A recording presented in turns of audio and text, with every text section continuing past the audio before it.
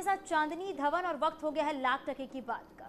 और मैं हूं आपके साथ मेनका चौधरी। तो 9 बजे के इस बुलेटिन की शुरुआत करते एक बड़ी खबर के साथ। उत्तर प्रदेश में विधानसभा को लेकर सियासी महासंग्राम जारी है। बीजेपी समाजवादी पार्टी के बीच वार पलटवार जारी है। चुनावी सीजन में न्यूज 18 के डिजिटल सीनियर एडिटर पॉलिटिकल अमन शर्मा से एक्सक्लूसिव इंटरव्यू में सीएम योगी आदित्यनाथ ने बीजेपी की प्रचंड जीत का दावा किया। योगी ने कहा कि पूर्वांचल हमेशा से बीजेपी का गढ़ रहा है। राजभर और अखिलेश यादव के गठजोड़ से कोई फर्क नहीं पड़ेगा। बीजेपी विकास, कानून व्यवस्था और महिलाओं की सुरक्षा के पक्ष में है, जबकि विपक्ष जिन्ना का मुद्दा उठाकर चुनाव का ध्रुवीकरण कर रही है।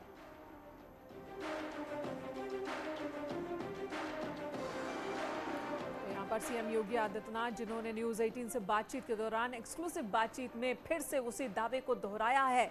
उन्होंने कहा कि 350 से ज्यादा सीटें बीजेपी हासिल करने वाली है। इस बार 2022 में भी प्रचंड बहुमत से जीतेंगे और सत्ता में लौटेंगे। साथ ही उन्होंने ये भी कहा कि अखिलेश यादव और राजभर के बीच जो गठबंधन बना है, उस गठबंधन से उन्हें कोई फायदा नहीं होने वाला है। अमन शर्मा, सीनियर एडिटर news18.com इस वक्त हमारे साथ मौजूद हैं। अमन जी, आखिर इस कॉन्फिडेंस के पीछे क्या वजह, सीएम योगी आदित्यनाथ के इस कॉन्फिडेंस के पीछे? जी देखिए, मुख्यमंत्री योगी आदित्यनाथ ये बात तो बड़े ही दावे से कह रहे हैं कि 350 सीटों को बीजेपी इस बार चुनाव में पार करेगी। उन्होंने जो एडिशनल बात हमसे कही कि इस बात में कोई संदेह नहीं होना चाहिए, क्योंकि योगी जी का कहना है कि उनकी सरकार ने 2017 में जो लोक कल्याण संकल्प पत्र में जो भी वादे किए थे उनको पूरा किया है। और जब उनसे पूछा गया कि आप किस पार्टी को सबसे बड़ी चुनौती मानते हैं, सपा को, बसपा को या कांग्रेस को, तो मुख्यमंत्री का कहना है कि हम किसी को भी चुनौती के रूप में नहीं देखते हैं। दूसरी बात जो उन्होंने बड़ी बात मुझे लगता है इस इंटरव्यू में कही है कि जब हमने उनसे पूछा कि अखिलेश यादव ने बुलडोजर पर भी एक तरह से प्रश्न चिन्ह लगाया है कि आप अखिलेश यादव ने कहा था कि बुलडोजर की भी विदाई हो जाएगी, तो उसपे मुख्यमंत्री का कहना है कि अगर अखिलेश यादव को बुलडोजर से परेशानी है तो ये उनकी दिलचस्पी और अपराधियों और गैंगस्टरों के प्रति सहानुभूति का प्रतीक है। और उनका कहना है कि जो अपराधी और गैंगस्टर हैं वो सालों से गरीबों को परेशान कर रहे थे, और मुख्तार अंसारी और अतीक अहमद जैसे गैंगस्टरों की कार्रवाई के पीछे का विचार भी योगी सरकार का रहा है कि कानून के शासन को बनाए रखना चाहिए। और उनका एक ये जो लाइन उन्होंने कही कि हम माफियाओं को अपने साथ नहीं रखते हैं, हम उनके खिलाफ कार्रवाई करते हैं, ये भी एक पुरजोर तरह से एक हमला है अखिलेश यादव पर। और ये भी उन्होंने कहा कि हमने 40 से अधिक माफियाओं की तकरीबन 1800 करोड़ की वैध संपत्ति को जब्त किया है, और माफिया चाहे कितना भी बड़ा नाम हो उसको बख्शा नहीं जाए। जी, और क्या अहम बात रही, क्योंकि ये वो मास्टर स्ट्रोक्स हैं, चाहे वो गुंडों की बात करते हो, माफियाओं की बात करते हो, लगातार सरकार की तरफ से यही दावे हो रहे हैं कि इनके खिलाफ बड़ी कार्रवाई लगातार सरकार कर रही है और माफिया राज पूरी तरह से खत्म, और यही भरोसा कि वो जीत का दावा कर रहे हैं, प्रचंड जीत का। अमन, धन्यवाद इस वक्त हमारे साथ बात करने के लिए। चलिए अब आगे बढ़ते हैं और बात तो पीएम मोदी की करते हैं। तो प्रधानमंत्री नरेंद्र मोदी के कल के कार्यक्रम की पीएम मोदी 11 दिसंबर को बलरामपुर जाएंगे। यहां पीएम बहराइच, श्रावस्ती, बलरामपुर से गोरखपुर तक जाने वाली 318 किलोमीटर लंबी सरयू नहर परियोजना का बलरामपुर से उद्घाटन करेंगे। ये पूर्वांचल में बाढ़ और सूखे की समस्या से निपटने में मददगार साबित हो सकती है। करीब 9,802 करोड़ रुपए लागत वाली इस परियोजना से 14.04 लाख हेक्टेयर जमीन को सिंचाई के लिए पानी मिलेगा। नेपाल से आने वाले पानी की वजह से अलग अलग इलाकों में हर साल बाढ़ आ जाती है, और उस बाढ़ से भी जो विभीषिका है वो कम होगी। ये परियोजना देश की उन 99 परियोजनाओं में से एक है जिन्हें प्रधानमंत्री मोदी ने पूरा करने के लिए चुना है। सीएम योगी भी इस कार्यक्रम में मौजूद रहेंगे। और आजमगढ़ पहुंचे आज डिप्टी सीएम केशव प्रसाद मौर्य। बड़ा बयान दिया उन्होंने अखिलेश पर हमला करते हुए कहा कि उन्हें लाइलाज रोग हो गया है। उनको एसपी का स्टिकर लगाकर याद आता है कि वो सत्ता में हैं, जबकि सच ये है कि अखिलेश 40 साल तक सत्ता में नहीं आने वाले।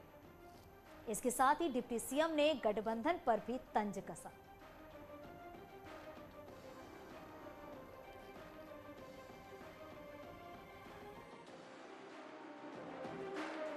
उससे समर्थन अधिक हमें 2017 में मिला। सपा बसपा लोक दल ने गठबंधन किया 2019 में। इसके बाद भी हमें उससे भी ज़्यादा समर्थन मिला, हमें 51% वोट प्रदेश में मिले।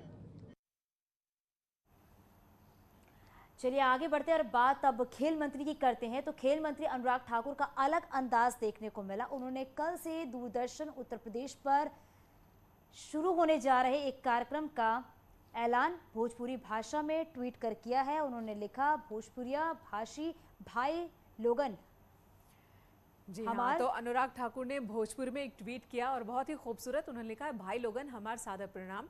ये हम सबे खातिर बड़ा खुशी के दिन बाटे कि कल 11 दिसंबर से रोज दिन में 11 से 11:30 बजे तक और रात 8 से 8:30 बजे तक दूरदर्शन उत्तर प्रदेश पर रउआ सबे आपन माटी के बोली भोजपुरी में कार्यक्रम देखब।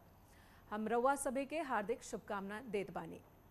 तो ये अनुराग ठाकुर हिमाचल प्रदेश से आते हैं और पहाड़ से आते हैं, लेकिन भोजपुरी भाषा जो उन्होंने अपने ट्वीट में भोजपुरी भाषा में ये ट्वीट किया।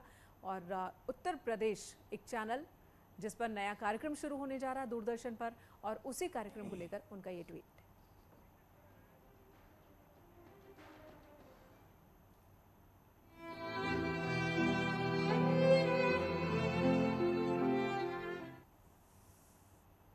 और चलिए अब बात कर लेते हैं कि पंच तत्व में किस तरह से विलीन हो गए हमारे जांबाज, उनकी बात करते हैं। आज जो तस्वीरें देखने को मिली, बीते 3 दिनों से लगातार देश में एक शोक का माहौल है। तमिलनाडु हेलीकॉप्टर क्रैश में शहीद हुए देश के पहले सीडीएस जनरल बिपिन रावत और उनकी पत्नी मधुलिका रावत पंच तत्व में विलीन हो गए।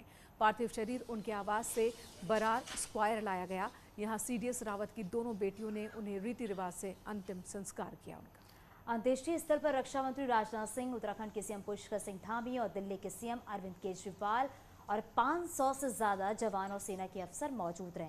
फ्रांस, ब्रिटेन समेत कई देशों के डिप्लोमेट्स और मिलिट्री ऑफिसर्स ने जनरल रावत को अंतिम सलामी दी।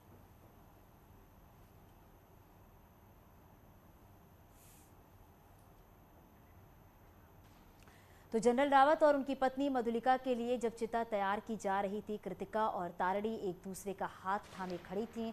कृतिका और तारड़ी ने अपने माता पिता के अंतिम संस्कार से जुड़े सभी अनुष्ठान किए। जनरल बिपिन रावत का अंतिम संस्कार पूरे सैन्य सम्मान के साथ हुआ।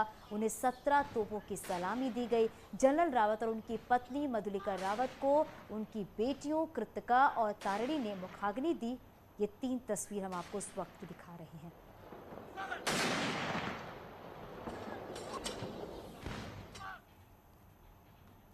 तो सीडीएस बिपिन रावत की अगर बात करें तो वो हमारे बीच नहीं है, लेकिन उनकी अस्थियां जो हैं वो कल हरिद्वार लाई जाएगी। हरिद्वार में वीआईपी घाट पर पूरे विधि विधान के साथ अस्थि विसर्जन किया जाएगा। इस दौरान सीएम पुष्कर सिंह धामी समेत कई वीवीआईपी शामिल हो सकते हैं। अस्थि कलश सुबह करीब 9 बजे हरिद्वार पहुंचेगा, जिसकी तैयारियों में प्रशासन जुटा हुआ है।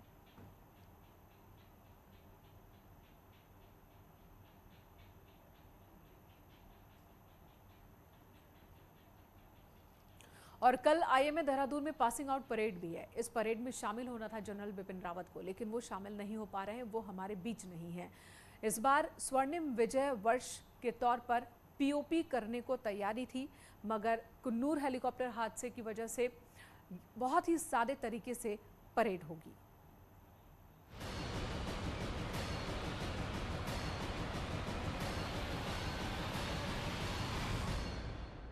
जैसे ही सीडीएस बिपिन रावत, उनकी पत्नी और सेना के 11 अधिकारियों के शहादत की खबर मिली, इंडियन मिलिट्री एकेडमी ने पहले कमांडेंट परेड के साथ फिर मल्टी एक्टिविटी कार्यक्रमों को कैंसिल करने का फैसला लिया।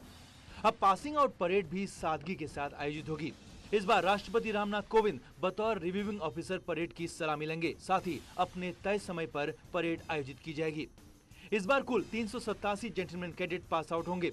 देश को 319 अफसर मिलेंगे, जबकि 68 विदेशी कैडेट पास आउट होंगे।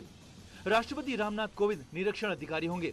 गवर्नर और मुख्यमंत्री भी आईएमए पीओपी में शामिल होंगे। परिजनों को भी इस बार पीओपी में शामिल होने की इजाजत मिली है। देखिए, जेंटलमैन कैडेट के जीवन में पासिंग आउट परेड का जो दिन है। और यहाँ रुकिए एक छोटा सा ब्रेक के लिए।